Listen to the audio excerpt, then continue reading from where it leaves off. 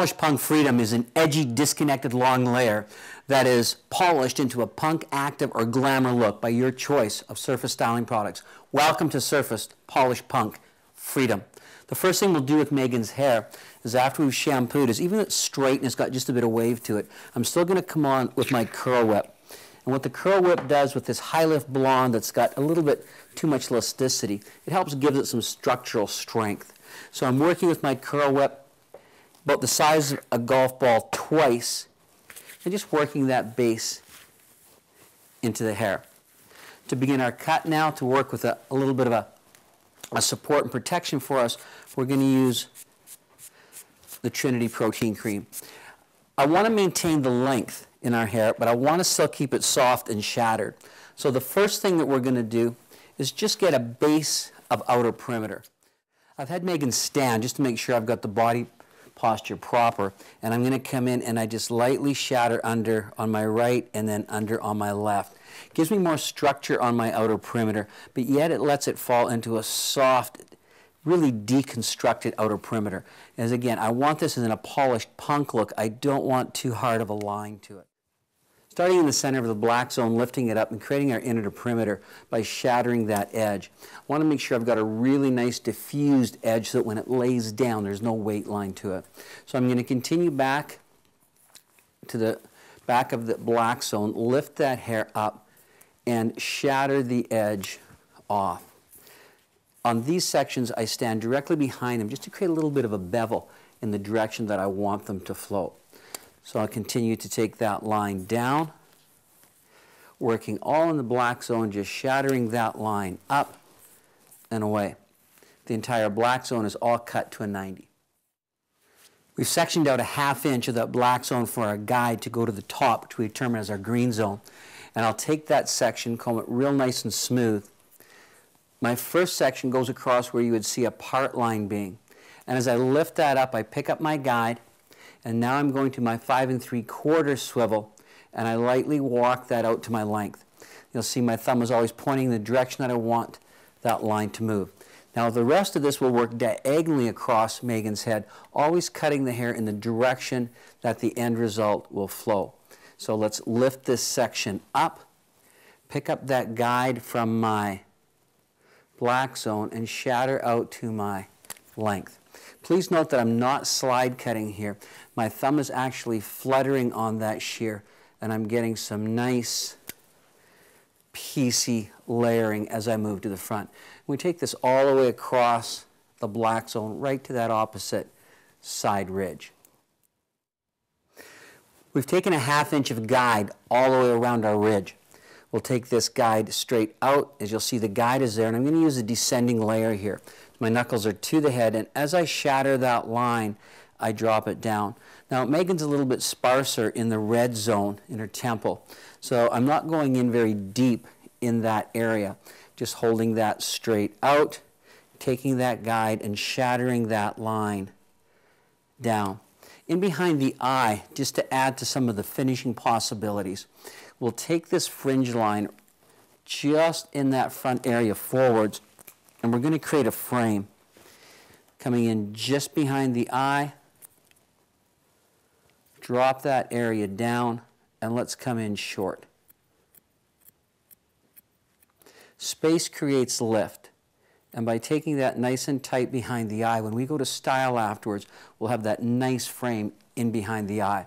So we'll come around to the opposite side. The exact same thing that we're going to work with here in our opposite side is we'll take the knuckles, use them to the head, and this is our descending layer that we're working with. So pick up that top guide, there's my top guide, and drop those layers down into the jaw. Being very gentle on the length we take off because of the red zone in the temple is on the sparser side. Lift that length out, pick up my guide from the top, there's my guide, knuckles to the head, and drop that line down. She's got such a strong, pretty eye. I want to make sure we can frame that eye instead of having any of the just little frizzy hair that's there. So let's take that section out, come into that area, and come in nice and tight and short, just behind the eye. Take that off, and you can see right on camera right now how that really frames the eye. it gets rid of any of that little fuzzies that might be there whatsoever. So as I move into the back section now, what we'll do is we're going to change our pattern slightly to what we call a concave descending layer. So we take the section of hair out and we hold the knuckles to the head. We pick up that guide, and let's find our guide here. Here's our guide from our top. We find that guide, and as I'm cutting now, I shatter that line down, and then I come out to my length. And you can see I'm not going in very deep here because I'm in the sparse area behind the ear. Again, it's what we call is our red zone. So as I move to the opposite side, and I continue my way across, as soon as I get into the thicker hair in through the back, when I take that line out, I'm going to come in a little bit deeper before I start moving my way out and away. So I'm going to continue to work that all the way around the head. As that line comes into the bottom, I use my outer perimeter as the guide that I move to. And you can see how my hand that holds the hair really flows away. So take that section down, pull the line out, and now I'm in the real weight of the hair. Here's where I've got to come in just a little bit deeper, and it's in and out to my length. And we'll continue this all the way around the back. We've created our complete descending layer around the head. Now we're sectioning out the fringe at the desired artistic level. Take it and do a twist, holding it in the middle of the forehead, again, depending on how short you want that line, and then coming in one straight cut. So we'll take this now, and because of the twist, you're going to see we allow those corners, they're falling out just a little bit longer. Now, depending on how thick the hair is to be able to take your RZ blender. And the key with the RZ blender is the 3 cutting edges. The traditional line, the flat edge, the edge of the actual tooth, but then we have a third edge, a razor's edge cut in the inside of each tooth that's slightly also curved back for separation. So depending here, I want to just soften a little bit. So it's tap, tap, lift that line up, tap, tap. If I'm dealing with really thick hair, I may just work that a bit more. Tap, tap. And that becomes now disconnected. So let's take this line and drop it down over the top. In our crown, we want a real lifted, complete upblend. So we're going to take the RZ blender, we hit it, and then pull it out to the end. And the key is the 3 cutting edges, they don't leave a line, they just give you the beautiful support to them. Hit and then out to the ends. And I work all the way through my crown. I'm doing the upblending technique because I want the lift to come through to my ends. Now, if the hair is really heavy, I can use a multiple stroke, but on medium textured hair, I'm going to use just the 1 stroke. So take that section out, right through my crown where I want that lift, and I upblend that line. Then you can see the lift start to happen, but still the length is sitting on top. So I've gone through and I've upblended that crown in the direction I want it to go. Now we're going to work with down blending. So I'll take that line out and just from the top and out to the ends. So you can see we're removing very little at this point, working around the crown. And I'm getting a little thicker here, so I'm going to start running that line a little more and out to the ends. Just really releasing the weight from those ends. Into the back, we're getting deeper in here, so we're going to work that down blend again. Down, down, down. As I'm cutting, you can see my fingers actually lift the shear up. And that's where we're really taking advantage of that swivel as I'm working.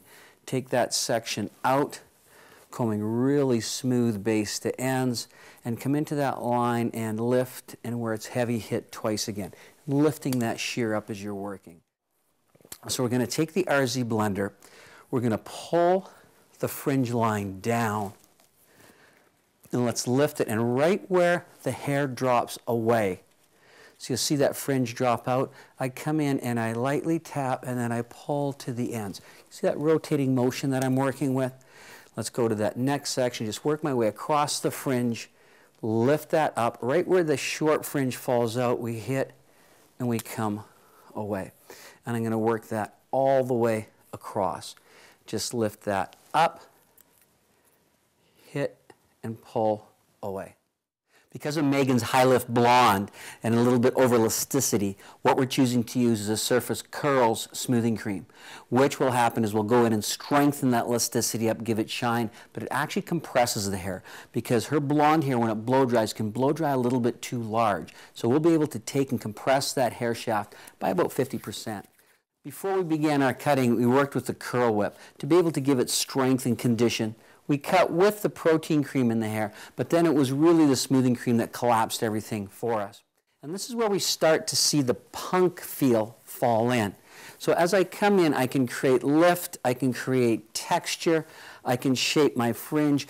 I really allow my inner artist to start working for me. So whether it's volume I want to create, the texture paste really does the work for me. Having detailed our shape in, you can start to see the hourglass start to form. Want a little more lift right in my crown. So the technique we used is called a pinwheel. Lay it flat. Take the blade of the surface razor, lay it right flat, and shatter that out to the ends. I'm going to come in fairly deep at the base because I want that real polished punk feel.